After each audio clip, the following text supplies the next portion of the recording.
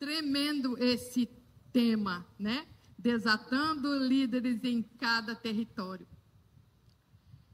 É tão tremendo porque esse tema, ele fala de quem? Fala de mim, fala de você, né? Quem vai ser desatado? Eu e você. Então, eu coloquei o meu título, Chegou a Minha Vez. Eu falo, chegou a minha vez, mas você também fala, chegou a minha vez. Amém? Você sabia que a parte de Deus já está tudo pronta? A parte de Jesus também ele já fez, já morreu lá na cruz, já ressuscitou, nos resgatou dos pecados. Amém? Então, o que precisa fazer agora? Eu me conscientizar de fazer a minha parte. Porto Velho é de quem? É do Senhor Jesus. Porto Velho é do Senhor Jesus. Mas para que Porto Velho não caia de novo nas garras de Satanás, eu preciso fazer a minha parte. Eu preciso entender que em cada bairro precisa ter alguém ali guerreando e lutando. Então, em cada bairro precisa ter pelo menos uma célula. Em cada bairro precisa ter uma pessoa, um intercessor por aquele lugar. E esse sou eu, esse é você. Amém? E para que isso aconteça na nossa cidade, na nossa capital, eu preciso entender algumas coisas. Primeiro, eu preciso entender realmente o meu papel. Qual é o meu papel aqui em Porto Velho? É só aqui vir aqui na igreja, orar, jejuar, ler a Bíblia, cantar? É só isso? Nós precisamos entender que o meu bairro precisa de mim, que a minha cidade precisa de mim, que a minha igreja precisa de mim.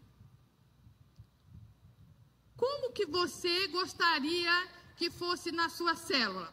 Porque todos aqui, nós somos uma igreja em célula, nós participamos de uma célula. O que você gostaria de ter na sua célula? Ah, pastor, eu gostaria que tivesse cura, né? Libertação, né? O mover do Espírito, guerra espiritual na minha célula. Ah, seria tão bom se meu líder fizesse isso quando a gente começasse lá a nossa célula. Então, começa você fazendo em você mesmo. Bota sua mão na sua cabeça. Senhor, me liberta, Senhor, dessa preguiça. Me liberta desse marasmo. Tem tanta coisa que está te prendendo que ainda você precisa largar para você entender qual é o seu papel no reino espiritual, no reino de Deus. Amém? Então, que haja cura e libertação, salvação, primeiro na gente, depois nos outros, amém? Porque aí há um desatar realmente. Então, o ponto de partida, né, o start é onde? Começa em mim. Começa em mim. E Deus, ele nos dá uma promessa quando eu entendo o meu papel. Lá em Isaías 54, 2 diz assim, eu estou usando, acho que é a Almeida atualizada. Alargue o espaço da sua tenda e aumente o toldo da sua habitação, e não impeça. Alongue as cordas e firme bem as suas estacas, porque você expandirá para a direita, para a esquerda, e a sua posteridade possuirá as nações e fará com que povoem as cidades arrasadas. Então, começando em você, os seus discípulos vão povoar as nações. Amém? E ele ainda continua. Não tenha medo, porque você não será envergonhada. Não tenha vergonha, porque você não sofrerá humilhação.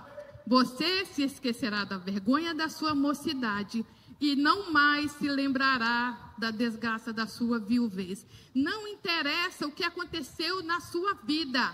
Hoje eu digo para você, não tenha medo, porque Deus está mudando a nossa sorte. Foi a primeira música que a gente cantou. Jesus mudou a minha sorte, né? E nós vamos cantar essa música em todos os dias do congresso, do seminário, porque Deus está fazendo coisa nova. Amém? A segunda coisa que eu coloquei aqui é que nós precisamos continuar um legado. Salomão, ele pediu a Deus sabedoria. E o que Deus deu para ele? Sabedoria, riqueza e unção. Por que ele recebeu tudo isso? Só porque ele pediu sabedoria? Não. Porque ele ouvia os ensinamentos do seu pai. E ele continuou ampliando. Tudo que Davi conquistou, ele foi ampliando. Lá em 1 Reis 2:1, olha só o que Davi disse para o seu filho quando ele já estava no finalzinho da sua vida. 1 Reis 2:1. Quando se aproxima o dia da morte de Davi, ele deu ordens a Salomão, seu filho, dizendo: eu vou para o caminho de todos os mortais. Portanto, tenha coragem e seja homem. Amém? Tome posse. Isso é comigo, isso é com você. Chegou a nossa vez. Amém? Tome posse disso. Guarde os preceitos do Senhor, seu Deus, andando nos seus caminhos, guardando os seus estatutos e os seus mandamentos, e os seus juízos e os seus testemunhos, como está escrito na lei de Moisés. Assim você será bem-sucedido. Amém? Em tudo que fizer e por onde quer que você for. E o Senhor confirmará a promessa que me fez, dizendo: se os seus filhos guardarem o seu caminho, andando diante de mim fielmente de todo o seu coração e de toda a sua alma, nunca lhe faltará sucessor no trono de Israel. Então, você que é um discípulo, ouça a voz do seu líder, do seu pai, porque se você obedecer, nunca faltará um sucessor. Sempre haverá uma multiplicação nessa igreja, na sua célula, amém? Porque você está continuando um legado que Deus nos deu, amém? Nós, como pais espirituais, o que nós queremos? Ver os nossos filhos, né, crescerem materialmente, mas principalmente crescer espiritualmente, né? Então, nós queremos que vocês deem frutos, porque o crescimento, né? Lógico, tem os frutos do Espírito, né? Frutos do Espírito, bondade, né? Todos eles. Mas o que mais importa para Deus é você ganhar vidas.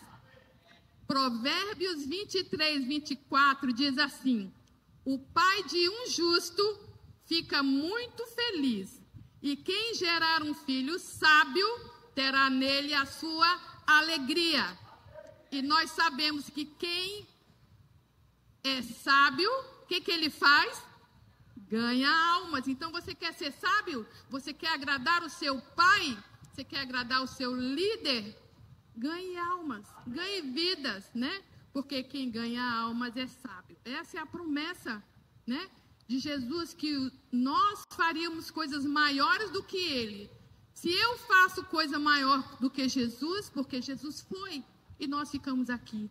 Os nossos discípulos vão fazer coisas maiores ainda. Eu sei que você admira o seu líder, né? Ai, meu líder, meu Deus, meu líder é desatado. Você pode ser muito mais, porque você tem o compromisso de continuar esse legado. Amém? Mas para que isso aconteça, vem o terceiro ponto. Você precisa ter o caráter de Cristo. Ter o caráter de Cristo é um caráter imutável. Nós tínhamos um casal de 12, Lília e Leandro. Depois eles foram para os apóstolos, né? Depois eles foram para Portugal e lá eles são agora pastores. E a gente sempre gosta eles meditam junto, a gente também, e a gente sempre fica conversando.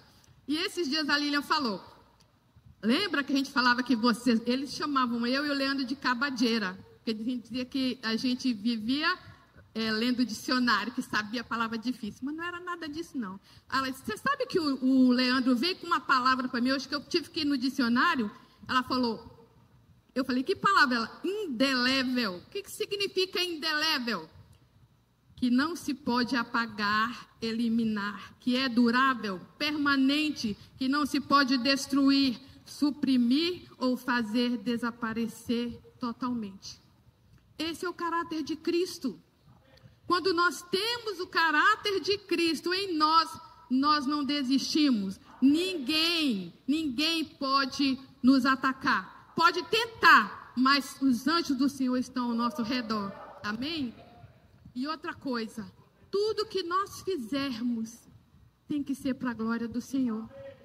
Nunca, a minha célula é para a glória do Senhor. Ganhei um discípulo novo, Senhor, obrigado. É para ti, Senhor, não é para mim, não é o meu crescimento. É o crescimento da igreja de Deus, do reino de Deus. Colossenses 3 diz assim, no versículo 23. Tudo o que fizerem, faça de todo o coração como ao Senhor e não às pessoas. E por último, perceber a bondade de Deus. Deus é bom, querido. Você sabe quando foi a primeira célula que está na Bíblia? Quem foi o primeiro discipulador? Foi Deus. Deus lá no jardim do Éden, toda tarde ele vinha e pegava Adão e Eva. Vem cá, Adão, vem cá, Eva, vamos conversar aqui. E eles conversavam, passeavam. Um dia, chegou uma voz. Sabe que a voz de Deus, como fala lá na Bíblia, é a voz do trovão. Sabe como que Deus chamava Adão? Adão, né? Eva, sabe lá. Eles entendiam. Eles conheciam a voz de Deus. Você conhece a voz do seu discipulador, não conhece?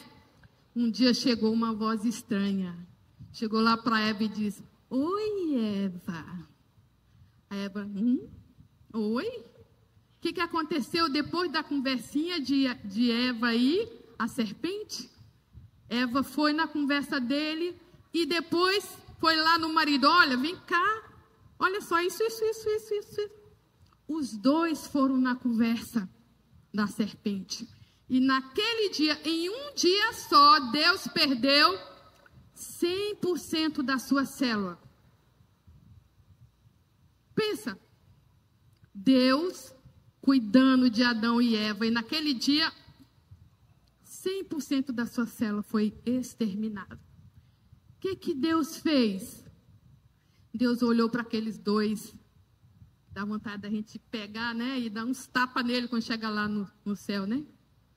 Deus falou, eu tenho outro plano para vocês.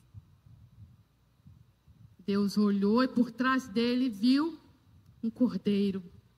Tirou a pele do cordeiro. Vestiu. E por trás daquele cordeiro estava Jesus. E o plano de Deus, a bondade de Deus nos alcançou através de Jesus. Então, essa é a bondade de Deus para mim e para você.